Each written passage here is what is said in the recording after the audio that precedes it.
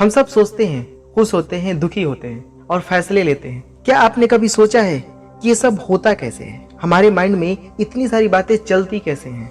हम सब ने सुना है कि इंसान का माइंड बहुत ही शक्तिशाली है, लेकिन असल में ये काम कैसे करता है? ये कैसे हमारी सोच, हमारी भावनाएं, हमारे फैसले, हमारा भविष्य तय करता है? माइंड को समझना बहुत जरूरी है, क्योंकि यह हमारे सोचने, हमारे जीने और हमें बदलने की ताकत रखता है। अगर माइंड सही दिशा में है तो जिंदगी भी सही चलेगी, लेकिन अगर माइंड गलत दिशा में है तो आगे आप समझ सकते हैं। सबसे पहले कंफ्यूजन दूर करते हैं जो कि काफी लोगों को है। माइंड और ब्रेन एक जैसा नहीं होता, या माइंड और ब्रेन एक नहीं है, ये दो अलग अलग चीज है। ब्रेन यानी दिमाग, ये हमारी खोपड़ी के अंदर होता है। ये एक फिजिकल चीज है जिसे हम देख सकते हैं, छू सकते हैं। लेकिन माइंड यानी हमारा मन, यह हमारी सोच, भावनाएं, यादें और कल्पना का केंद्र होता है। यह एक लॉजिकल चीज है जिसे हम देख नहीं सकते, जिसे हम छू नहीं सकते, सिर्फ महसूस कर सकते हैं। हमारे माइंड का दो हिस्सा है, एक कॉन्शियस माइंड, एक सब कॉन्शियस माइंड। कॉन्शियस माइंड हमारे माइंड का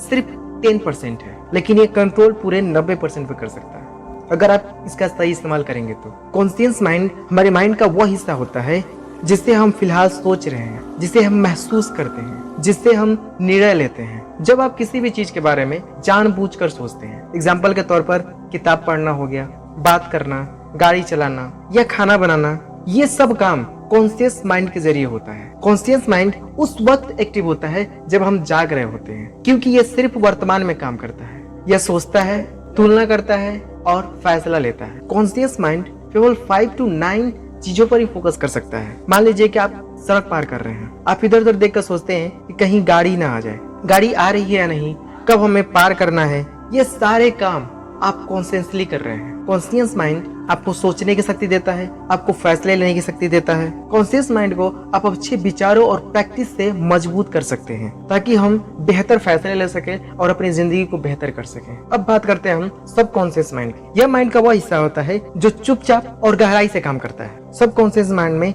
हमारी आदतें, भावनाएं, डर, विश्वास और अनुभव जमा होता है बिना हमें पता चले। जो कुछ भी हम बार बार करते हैं वह हमारे सबकॉन्शियस माइंड में चला जाता है और कुछ दिन के बाद वो ऑटोमेटिकली होता है। सपोज दैट कि आप गाड़ी चलाना सीख रहे होते हैं, तो उस समय आप कॉन्शियसली काम कर रहे होते हैं। कॉन्शियसली हर चीज को देखना होता है, कब गियर लगाना है, कब ब्रेक रखना है, कब क्लच दबाना है, ये सारी चीजों के बारे में हमें सोचना पड़ता है।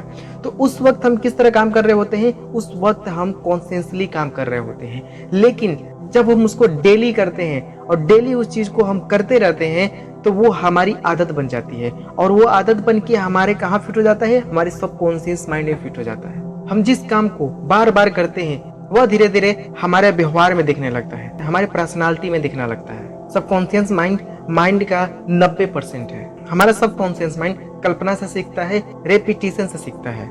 सबकॉन्शियस माइंड इतना शक्तिशाली है कि अगर आप इसमें कुछ भी डालते हैं या कुछ भी आप बार बार करते हैं, कोई भी थॉट आप इसके अंदर डालते हैं, उसका रिजल्ट आपको आज नहीं तो कल देगा। अगर आप इसमें पॉजिटिव थॉट, सेल्फ कॉन्फिडेंस और अच्छी आदतों से भरेंगे, यह आपके जीवन को सफल एंड सुखद बना सकता है। हमारा माइंड दो तरीकों से काम करता है, एक तरीका होता है लॉजिक और दूसरा तरीका होता है इमोशन। ये दोनों चीजें हमारे सोचने, हमारे समझने और हमारे फैसले लेने के लिए बहुत ही जरूरी होते हैं। लॉजिक का मतलब होता है जब हम सोच समझकर फैक्ट की बेस पर कोई निर्णय लेते हैं, उस समय हमारा माइंड लॉजिकली काम कर रहा होता है। फॉर एग्जाम्पल, पैसे की गिनती करना, समय की प्लानिंग करना, किसी समस्या का हल निकालना, इन सारे कामों में हमारा माइंड लॉजिक का इस्तेमाल करता है। अब बात करते हैं हम इमोशन। इमोशन क्या होते हैं? इमोशन लव हो गया, गुस्सा हो गया, डर हो गया, खुशी हो गई, ये सारे इमोशन है।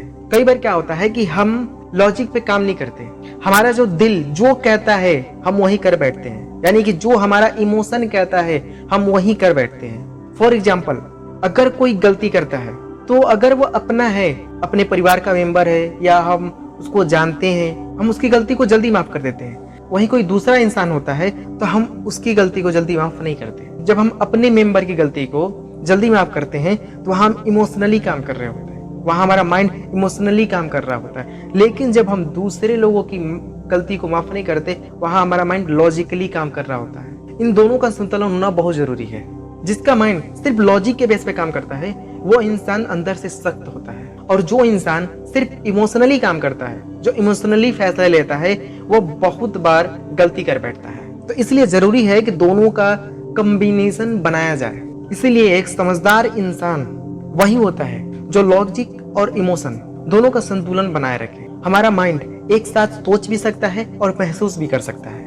लॉजिक हमें सही रास्ता दिखाता है, हमें ये बताता है कि क्या सही है और क्या गलत है, और इमोशन हमें इंसान बनाता है, क्योंकि हम लॉजिक के बेस पे हर किसी को जज नहीं कर सकते और इमोशन के भी बेस पे हर किसी को जज नहीं कर सकते। जब ये दोनों मिलकर अपना काम करते हैं तब जाके हम एक सफल जीवन जी पाते हैं, तब जाके हम कोई बेहतर फैसला ले पाते हैं। अब हम बात करते हैं माइंड के सबसे मेन काम की। माइंड का सबसे मेन काम क्या है? माइंड का सबसे मेन काम 3 होते हैं: सोचना, महसूस करना और फैसला लेना। सबसे पहले बात करते हैं हम सोचने की। हम हर रोज हजारों बातें सोचते हैं। हम क्या पहने, क्या खाना खाएं, कहाँ जाएं, किस रास्ते से जाएं, ये सारी चीजें हम सोचते हैं।